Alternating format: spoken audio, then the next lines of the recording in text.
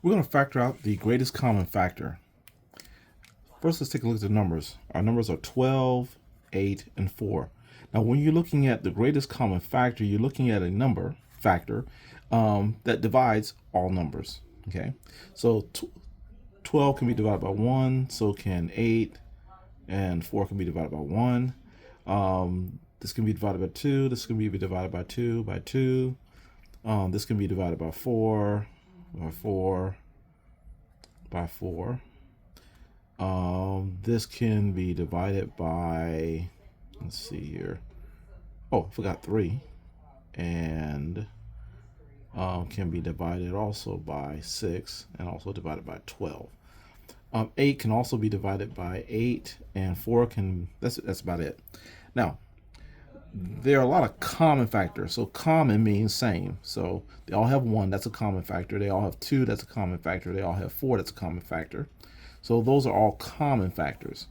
Now, we're looking for the greatest of those common factors, and out of all of them, that will be 4. So 4 will be the GCF for 4, 8, and 12, 8, and 4.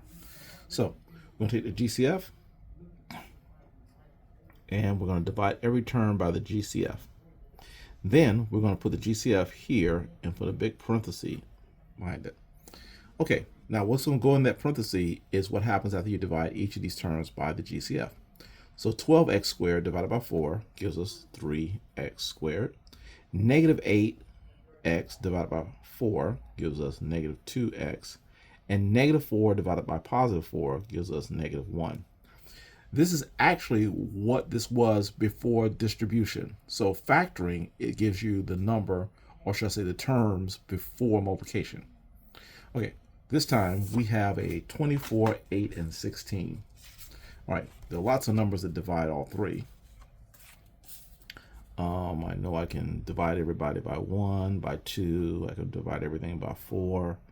I can divide everything by 8. I can't go any higher than that because I can't divide anything larger than 8. So 8 is my greatest common factor. So let's divide everything by 8. So by 8, by 8, by 8. Then after you divide everything by 8, then you put your GCF here as well. And then you create a parenthesis. And that parenthesis will contain everything here divided by 8. So 24x squared divided by 8 leaves a 3x squared. Negative 8x divided by 8 leaves a negative 1x. And negative 16 divided by 8 leaves a negative 2. And this is what it was before it was multiplied. Okay, we have 8, 24, and 6. I know I can divide all those by 1, by 2. I can divide all of these by 3. Nope, not all of them by 4. I can divide them all by 6. So 6 is the greatest number that can all be divided by, so that's my GCF. So divide by 6, divide by 6, divide by 6. Then I put 6 here in my parenthesis. And inside here, 18x squared divided by 6, which gives us 3x squared plus 24x divided by 6, which is 4x plus, and 6 divided by 6, which is 1. Okay, very good. All right, next. We're now dividing not just by the greatest common factor of the numbers here, the coefficients, 8, 16, and 24. And let's go over those real quick. Well, that's going to be 8. That's going to be 8 for all the.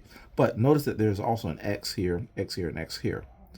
The GCF for the x's, when x's are present with each term, will always be the last x. So to find the GCF of the x's, you look at the final x there. And this will be your greatest common factor for the variables. So again, you can divide these all by 1, by 2, by 4. You can divide all of these by 8. And I think, yeah, that's about it. So we're going to use 8 for our GCF and x. So divide by 8 and x, 8 and x, 8 and x. So that's our GCF. So we're going to put here 8, that was a 2, sorry, x, and then a big parenthesis. And we're going to divide everything by 8 and x. So 8x to the third power divided by 8x leaves 1x squared. Negative 16x squared divided by positive 8x leaves a negative 2x to the first power.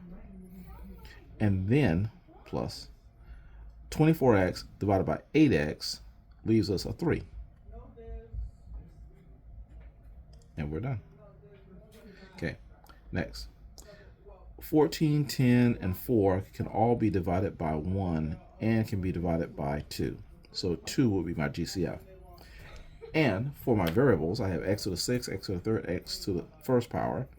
This x to the first power will be my GCF for my variables. So let's divide by the GCF, which will be 2 and x. Okay, now let's put 2x here with a parenthesis. 14x to the 6th power divided by 2x leaves 7 and 5 x's, x to the 5th. Negative 10x to the 3rd divided by positive 2x leaves negative 5x to the 2nd. And finally, 4x divided by 2x leaves 2. So positive 2. All right, now we have a 12, a 24, and a 30. All of these, of course, can be divided by 1. They can be divided by 2. They can be divided by 3. And nope, not 4, 5, 6. Oh, they all can be divided by 6. 7, 8, 9, 10, 11, 12. Nope, not 12. Yeah, I think 6 is the greatest number they can all be divided by. So that's my GCF. And to get my GCF for my variables, I have x to the 5th, x to the 3rd, x to the 2nd, but the one at the end is always going to be my GCF, the smallest term here. That's if it's in order. So my GCF will be the x squared and the 6.